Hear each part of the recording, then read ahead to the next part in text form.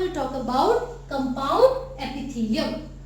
तो भाई compound epithelium में क्या होता है, बहुत सारी लेयर्स होती हैं। बहुत सारी लेयर्स का मतलब क्या हो गया, स्ट्रैटा, स्ट्रैटिफाइड एपिथेलियम। ठीक है, तो देखिए ये जो कंपाउंड एपिथेलियम है हम यहाँ पर लिख लेते हैं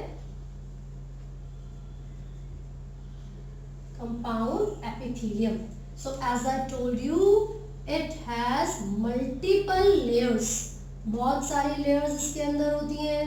ठीक है, इसीलिए इसको स्ट्रैटिफाइड एपिथेलियम भी कहा जाता है। स्ट्रैटिफाइड एपिथेलियम, एक जगह पर आपको पेवमेंट एपिथेलियम मिलेगा तो वो स्क्वैमस सेल के लिए यूज किया जाता है, क्योंकि जैसे टाइल्स होती है हमारे फ्लोर पर बिल्कुल टाइट टाइट एक दूसरे से जुड़ी हुई होती है, there is no intercellular space. जो स्क्वैमस एपिथेलियम होता है वो भी बिल्कुल उसी की तरीके से ही अरेंज्ड होता है, इसीलिए उसको पेवमेंट एपिथेलियम भी कहा जाता है।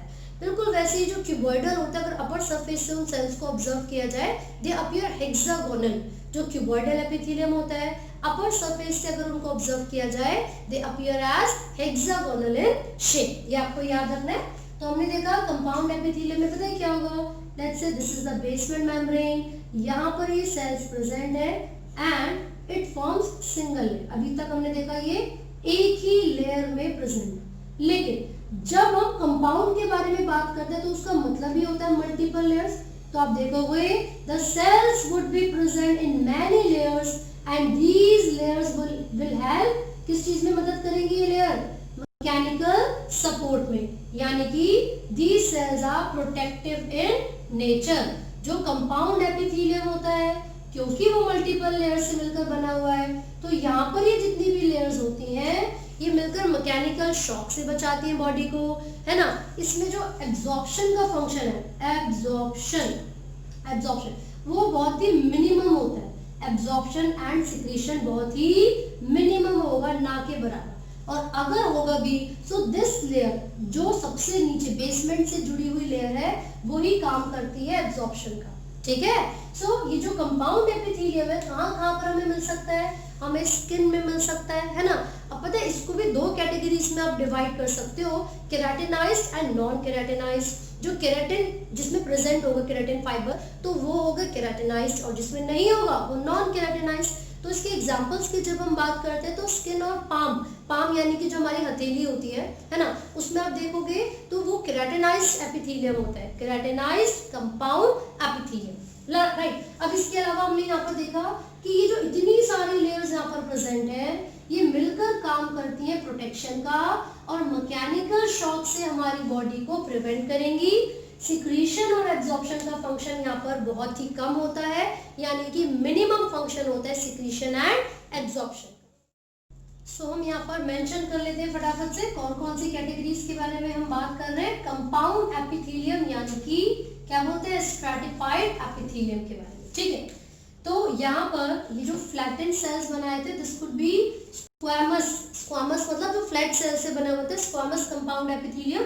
और मैंने आपको बोला कि हम इसको डिवाइड कर सकते हैं दो कैटेगरीज में, एक होता है केराटिनाइज्ड एपिथेलियम या कंपाउंड एपिथेलियम, दूसरा नॉन केराटिनाइज्ड। तो हमें पता है कि केराटिन क्या है, एक ऐसा प्रोटीन है which is generally found in the skin and the hair cells, right. तो यहाँ पर जो केराटिनाइज्ड प्रोटीन्स है this could be seen in the skin, palm etcetera. ठीक है, और नॉन केराटिनाइज्ड प्रोटीन्स को कहाँ पर ऑब्जर्व किया जा सकता है, लिप्स में ऑब्जर्व कर सकते हैं, साथ साथ आप इसको देख सकते हो कॉर्निया के अंदर, कॉर्निया।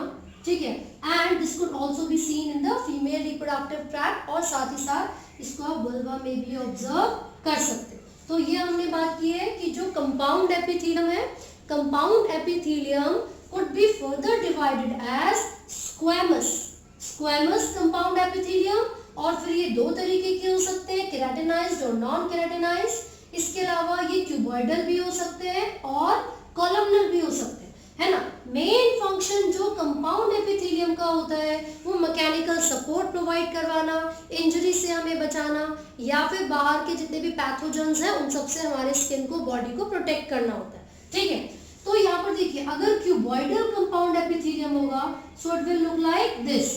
ये जो क्यूब शेप सेल्स होंगे इस तरीके से अरेंज होंगे, और क्योंकि ये कंपाउंड है तो बहुत सारी लेयर्स यहाँ पर इस तरीके से contain cells and these are the cuboidal cube like cells. ठीक है, ये कहाँ पर मिलते हैं? ये मेमोरी ग्लैंड्स में मिल सकते हैं, मेमोरी ग्लैंड्स उनकी लाइनिंग में, साथ साथ सलाइवरी ग्लैंड्स की लाइनिंग में. ठीक है. And now we will talk about the columnar. अब ये तो इलोंगेटेड सेल्स होते हैं और इनका जो न्यूक्लियस होता है वो बेस पर प्रेजेंट होगा. Now they will also form some layers. तो बहुत सारी लेयर्स यहाँ पर इस तरीके से बनेंगी और न्यूक्लियस कहाँ पर प्रेजेंट होगा? बेस पर प्रेजेंट होगा. तो इस तरीके का जो कॉलमनर कंपाउंड एपिथेलियम है वो हमारी बॉडी के कौन से पार्ट पे मिल सकता है? ये भी अलग अलग पार्ट्स में मिल सकता है, जैसे कि पेनिस में. ठीक है. और यहाँ पर जो भी टाइप्स हमने पढ़े कंपाउंड एपिथेलियम के, उन सभी में एक चीज कॉमन है और वो चीज क्या है?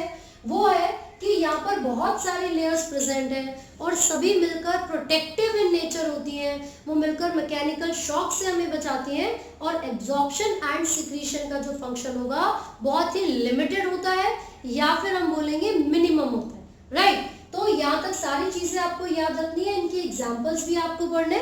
ठीक है. इसके अलावा लिप्स वगैरह में भी आप इसको ऑब्जर्व कर सकते हो. सो यहाँ पर हमारा जो टॉपिक है एपिथेलियल टिश्यू वो कंप्लीट होता है.